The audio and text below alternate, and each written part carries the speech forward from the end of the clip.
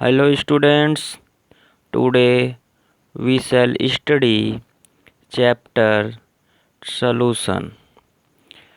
Solutions आज हम लोग पढ़ेंगे। विलयन, इसे हिंदी में विलयन कहते हैं। विलयन होता क्या है? दो या दो से अधिक पदार्थों के समांगी मिश्रण को विलयन कहते हैं। आप समांगी मतलब होमोजीनियस मिश्रण को हम क्या बोलते हैं? विलयन कहते हैं। विलयन बनाने के लिए हमको दो कंपोनेंट की नीड होती है, एक सॉल्यूट की और एक सॉल्वेंट की। इट मीन्स सॉल्यूट और सॉल्वेंट दोनों के एडिशन को हम सॉल्यूशन कह सकते हैं। सॉल्यूशन में जो कंपोनेंट्स होते हैं, कंपोनेंट्स कहते किसे हैं? घटक इसको हिंदी में कहते हैं। जिन पदार्थों को मिलाकर विलयन प्राप्त किया जाता है वह विलयन का घटक कहलाता है। यानी विलयन बनाने के लिए जो जो पदार्थ आप यूज करेंगे, जो दो या दो से अधिक पदार्थ आप यूज करेंगे, वही पदार्थ उस विलयन के लिए घटक का कार्य करता है। घटक विलयन बनाने के लिए एटलीस्ट दो कंपोनेंट चाहिए, तो आपका इसके जो घटक शुरुआत होते हैं वो दो से शुरुआत होंगे, द्विघटक, बाई कंपोनेंट इसे हम लोग कहते हैं। यदि विलयन में दो घटक हैं, यानी विलयन बनाते समय अगर हमको दो घटक की ज़रूरत पड़ती है, दो कंपोनेंट की ज़रूरत पड़ती है, तो उसे हम द्विघटक कहेंगे। इसी प्रकार अगर तीन घटक की ज़रूरत पड़ती है, तीन कंपोनेंट की ज़रूरत पड़ती है, तो उसे हम त्रिघटक कहते हैं। इसी तरह आता है विलयन में विलेय और विलायक। विलयन में हम लोग पढ़े हैं विलेय और विलायक। तो विलेय जो होता है, विलयन में जिस घटक की मात्रा, जिस पदार्थ की मात्रा कम होती है उसे हम विलेय कहते हैं। विलायक, विलयन में जो घटक अधिक मात्रा में उपस्थित हो, यानी विलयन आप तैयार करेंगे तो उसमें जिस पदार्थ की मात्रा कम हो अधिक होगी वह विलायक होगा। और इन दोनों के कॉम्बिनेशन से हम लोग बनाते हैं विलयन। इसके बाद ज़रूरी होता है कि विलयन की सांद्रता, कंसंट्रेशन ऑफ सॉल्यूशन। विलयन की सांद्रता कहते किसे हैं? तो यहाँ ध्यान दीजिए क्या होता है कि किसी विलायक या विलयन में घुली हुई विलेय की मात्रा को उस विलयन की सांद्रता कहते हैं। मतलब आप कोई विलयन तैयार कर रहे हैं तो उस विलयन में वो विलायक भी हो सकता है, विलयन भी हो सकता है, क्योंकि विलायक हमेशा अधिक मात्रा को कहते हैं। तो किसी विलायक में या किसी विलयन में विलेय यानी जिसकी मात्रा बहुत कम होती है, विलेय की जितनी मात्रा उसमें घुल जाएगी वही मात्रा उस विलयन की सांद्रता कहलाएगी। अब ये भी दो बातों पे निर्भर करती है। यदि एक तनु विलयन जिसे हम डाइल्यूट सॉल्यूशन कहते हैं, एक सांद्र विलयन जिसे हम कंसंट्रेट सॉल्यूशन कहते हैं। इसे हल्का कहते हैं, इसे गाढ़ा कहते हैं।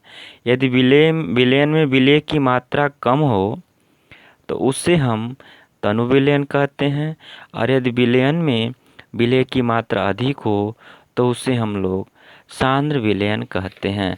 सेम उसी तरह से विलयन के प्रकार, विलयन के प्रकार की हम लोग बात करेंगे तो विलयन विलेय और विलायक, विलेय और विलायक ठोस, द्रव तथा गैस तीनों अवस्थाओं में हो सकते हैं। जो हम लोग कंपोनेंट लेते हैं वो कंपोनेंट विलेय और विलायक दोनों, तीनों विलेय और विलायक जो होते हैं ठोस, द्रव, गैस तीनों अवस्थाओं में हो सकते हैं। इसके आधार पर विलयन को हम लोग निम्न भागों में बांट सकते हैं। विलयन के प्रकार और उदाहरण हम देखेंगे। विलयन के प्रकार और उदाहरण में देखेंगे तो विलयन की अवस्था के आधार पर, भौतिक अवस्था के आधार पर विलेय की भौतिक अवस्था, विलायक की भौतिक अवस्था और उदाहरण, यानी इन दोनों को मिलाएंगे, इसको और इसको, तो हमारा विलयन तैयार होगा। और जो विलयन तैयार होगा उसके ये सामने एग्जाम्पल्स हैं। ठीक, तो यहाँ आप लोग ध्यान से देखिए। विलेय यानी यहाँ पे जिसमें जितना भी हम लेंगे पदार्थ, विलेय और विलायक की जो भी अवस्था, भौतिक अवस्था, उसकी सबकी मात्रा कम रहेगी, और इसमें जो भी रहेगा पदार्थ की अवस्था सबकी मात्रा अधिक रहेगी। ये कम मात्रा वाला रहेगा और ये अधिक मात्रा वाला रहेगा। विलेय की भौतिक अवस्था गैस और विलायक की भौतिक अवस्था गैस।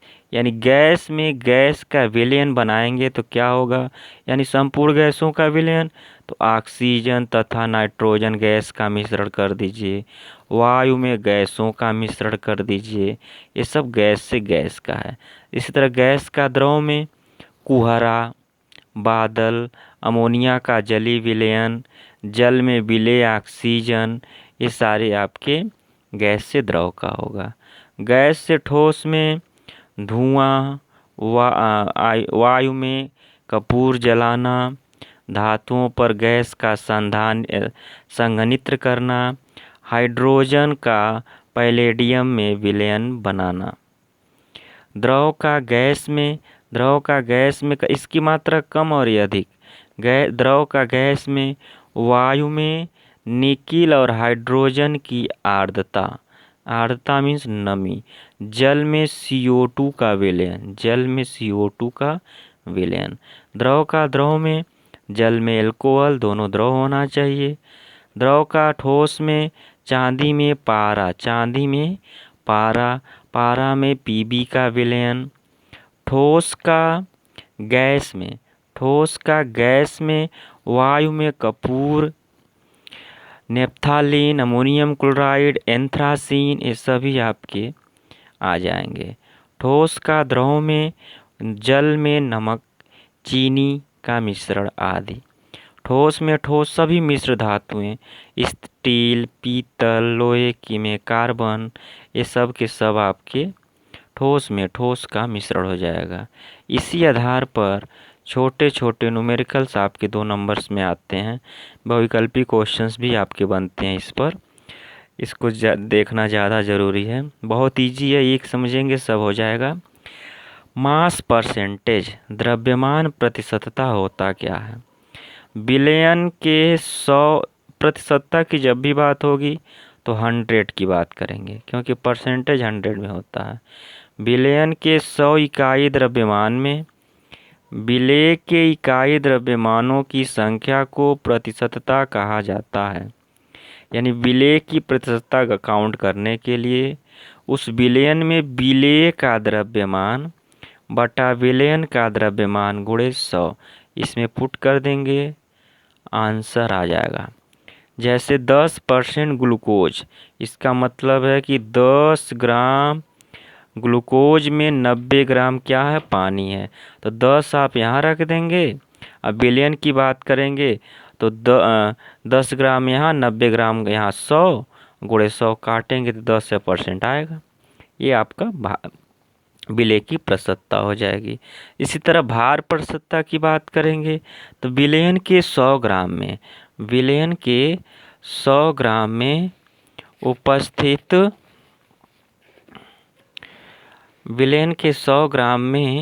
उपस्थित ग्राम मात्रा को विलयन का प्रतिशत कहते हैं। भार प्रतिशत सब कुछ वही रहेगा। भार प्रतिशत विलेय की मात्रा ग्राम में, विलयन का मात्रा ग्राम में गुणे 100। द्रव्यमान आयतन प्रतिशत कहिए या भार आयतन प्रतिशत कहिए, भार प्रतिशतता द्रव्यमान प्रतिशतता में कुछ विशेष डिफरेंस नहीं है। भार आयतन प्रतिशतता में क्या होगा, विलयन के 100 ml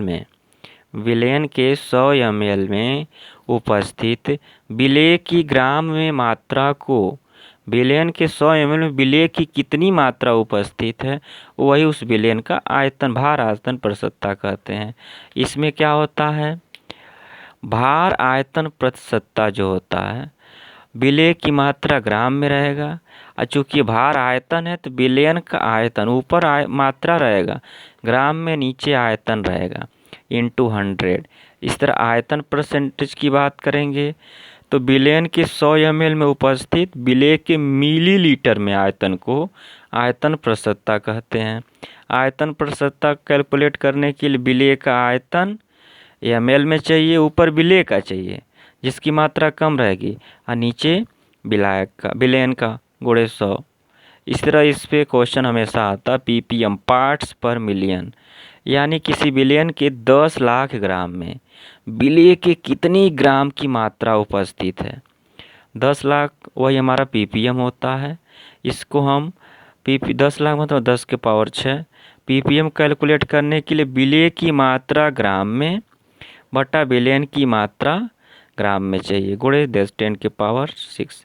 इस पे भी न्यूमेरिकल्स आते हैं रेयर केस में। ग्राम पर लीटर सांद्रता तथा शक्ति विलयन के 1 लीटर आयतन में उपस्थित विलेय के ग्राम में मात्रा को विलयन का ग्राम प्रति लीटर में सांद्रता कहते हैं। इसको हम कैसे समझ सकते हैं, इसे यस से प्रदर्शित करते हैं। ग्राम पर लीटर सांद्रता या शक्ति को यस से डिनोट करते हैं। इसका फार्मूला होता है विलेय की मात्रा ग्राम में बटा विलयन का आयतन लीटर में। Yes upon W upon V, W को ग्राम में और आयतन को लीटर में हम लोग डिनोट करते हैं। इस तरह नॉर्मलता हम लोग पढ़े हैं 11th में। नॉर्मलता क्या होता है, 1 लीटर विलयन में उपस्थित विलेय के ग्राम तुल्यांकों की संख्या को उस विलयन की नॉर्मलता कहते हैं। यानी 1 लीटर के विलयन में विलेय के ग्राम तुल्यांक कितने उपस्थित हैं उसे हम नॉर्मलता कहते हैं। नॉर्मलता का फार्मूला विलेय के ग्राम तुल्यांक अपान विलयन का आयतन लीटर में। ग्राम तुल्यांक निकालने के लिए विलेय की मात्रा चाहिए, विलेय का तुल्यांक की भार चाहिए। विलेय की मात्रा W होती है, तुल्यांक की भार E होता है। नॉर्मलता विलेय की मात्रा, विलेय का तुल्यांकी भार निकालने के लिए तुल्यांकी भार चाहिए और आयतन। तो नॉर्मलता को n से डिनोट करते हैं, भार को W, तुल्यांकी भार को E से, आयतन को V से इंटू 1000। यहाँ पे हम लोग लिख सकते हैं कि जो ग्राम प्रति लीटर सांद्रता होती है नॉर्मलता इंटू तुल्यांकी भार के बराबर होती है। ऊपर हम लोग देखे हैं। यहाँ से E को हम n की तरफ ले जा पक्षांतर कर सकते हैं, W अपान V इंटू 1000 कर सकते हैं। इस पे फार्मूला पे हम न्यूमेरिकल लगा सकते हैं। यही समीकरण नॉर्मलता और शक्ति को डिनोट करेगी। आप तुल्यांकी भार निकालने के लिए 11th में पढ़ाया गया उस बेस पे आप इसको सॉल्व कर लीजिएगा। Thank you.